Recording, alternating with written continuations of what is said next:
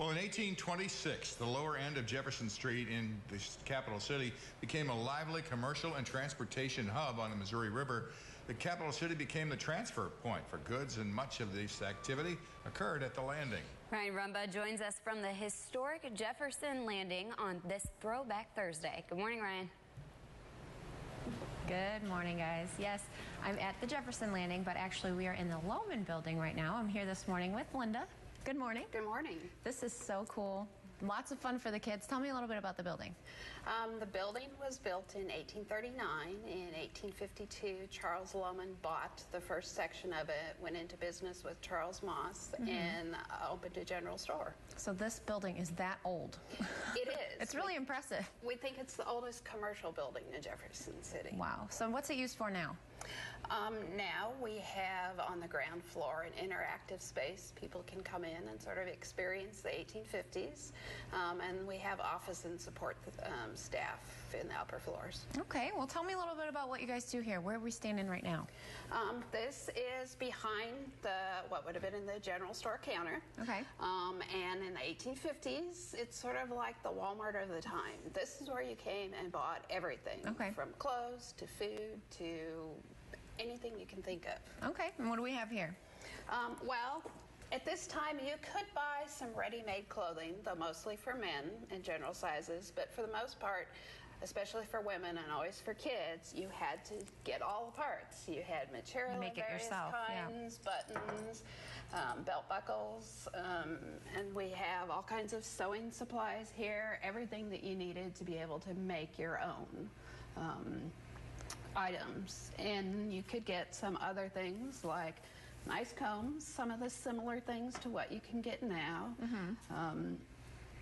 You could actually get some what are more luxury items. For example, we've got some nice some gloves here. So you could get some luxury items, including sometimes they would import in oranges. Now you said this is an interactive space. A lot of kids, a lot of school groups, a lot of tourists come through here. And it's nice because while this stuff is, you know, representing what it was like in the 1850s, you can touch it all. You can. Yes. You don't have to stand there. That's a and big look part. At it. You know, in the 1850s, they wouldn't have wandered around the store. People would have come in, told the storekeeper what they wanted, and they would have gotten it. So the people who work here now, they can pull stuff off the shelves and talk about it to the kids, and the kids or the visitors can touch it and interact with it. Very cool. Now you showed me an item that I didn't know what it was at first, so we're gonna look at that real quick. Yes. We're gonna let our friends at home kind of guess what it is. We'll give them a second. Yes, this is something you can buy in Walmart today, although in a different form. And we usually ask people, so what is this? Let's turn it. Usually they don't What it is? know. We'll give everybody at home a little chance to guess. Took me, I guessed that it was something that you can cook with because it has a handle, but I wasn't quite sure. What is it? It's a toaster. You've got slots here. You would put the bread in, and then you're right. You would stick it in the fire and toast your bread. Very cool. So it's a little different form than what you can get today. Even back then, they enjoyed their toast in the morning for breakfast. They did.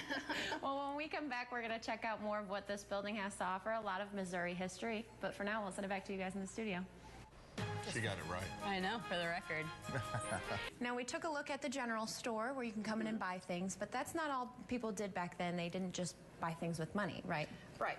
If they didn't have money, they still did a lot of bartering or trading. Okay. For example, at this time in the 1850s, there were still fur trappers out there. They would bring in pelts that they could trade and sell. This actually is a coat that the majority of it is bear pelt.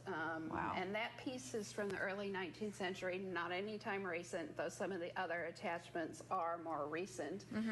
But they would have used it for their own uses as well. I think Zach should have worn that while he was running. They were talking about Zach running for Throwback Thursday. He should have worn that. That would have worked. What else do we got over here? And those are generally men. For the women, they could bring in various things, especially there were some things that were fresh they couldn't bring in. So they would have their eggs. They would bring them in and get credit and trade. They could also use wool. They would take it, they would card it, they would spin it, and it would end up as different kinds of yarn, like this.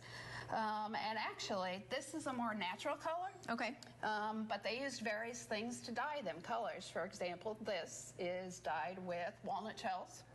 Wow. This is pretty surprising and kind of gross at the same time. These are actually insect parts, and they use those to dye and get this color out of it, which surprising. is a bit unusual. So they used all kinds of natural things to dye. That's an indigo. Very pretty. And so they would have done all that work at home. They would have brought these in. They would have then the general store would have sold them, and the women in turn could have credit to buy some of the other things in the store. I wish we could do that now instead of bringing money. That would be There nice. isn't much of that left, so yeah. Well, very interesting. When we come back, we're actually going to take a look at what Missouri used to look like before the railroad came, all that kind of stuff. Lots of Missouri history here. You got a lot of Missouri history up there, but for now, we'll send it back to you guys in the studio. In 1859, one of the Jefferson City's largest warehouse and mercantile businesses was in what is now called historic Jefferson Landing. That's right. Ryan Rumba is joining us live from Jefferson City to show us a bit of Missouri history on this Throwback Thursday. Good morning, guys. Yes, it's all about Missouri history this morning, and we've got a ton of it. I'm here this morning with Linda. Good morning. Good morning. Now, we're talking about what downtown Jefferson City with the landing looked like way back when. Yes. The Lohman building was put here for a reason. It was a good riverboat landing, freight transfer, and we actually have a depiction here of the landing in Jefferson City around 1855. One thing you'll notice is there's no railroad. Right. It came in 1856. So this served as a freight transfer either from steamboat to steamboat or steamboat to here, or railroad to here when the railroad got here, and then steamboat up the river. Okay. So, Yeah, a lot different looking than Yes. it is now. And you said this is a different Capitol building as well. that Capitol, it may look like it's facing the wrong way, but that's because it's not the current Capitol building. This one burnt down in 1911, and that's where we got the current Capitol building, but this depicts the one that would have been around in the 1850s. Wow, okay. Well, you've got a lot of history, especially in this building, and you guys have a fun event coming up this weekend where people can even learn more. Tell me about it. We do. This year is the 175th anniversary of the building. It was built in 1839, so we're having an 1850s style picnic you can come out to this Saturday. It's 10 to 4, and you can come see more and learn more inside the building. You can have a picnic. We've got a cake contest. And Tell me about the potato cake sack contest. races. In the 1850s, there would have been things like that at the picnics. They would have had cake contests. And so we're going to have a cake contest. People can either make a modern cake or they can use an old family recipe like from the 1850s when you had pound cake, which was a pound of flour, a pound of butter, and that's how it got its name. So you can do either one.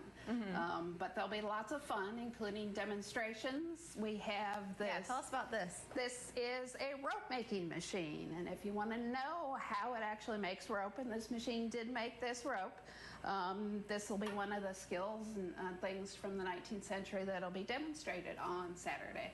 So And you've got other activities. You said you've got that wool dyeing that we talked about earlier. we do have some wool dyeing. We have music from a German band. So and lots of other games besides the potato sack races. Lots of things that you could have done at that time period.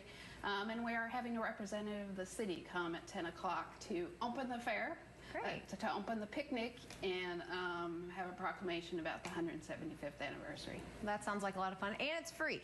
It is free. So you have no Yes. excuse. You can come inside, outside. We do have stuff to purchase, handmade items, but the event is entirely free. Well, great. Thank you for all the great information this morning. I can always count on you.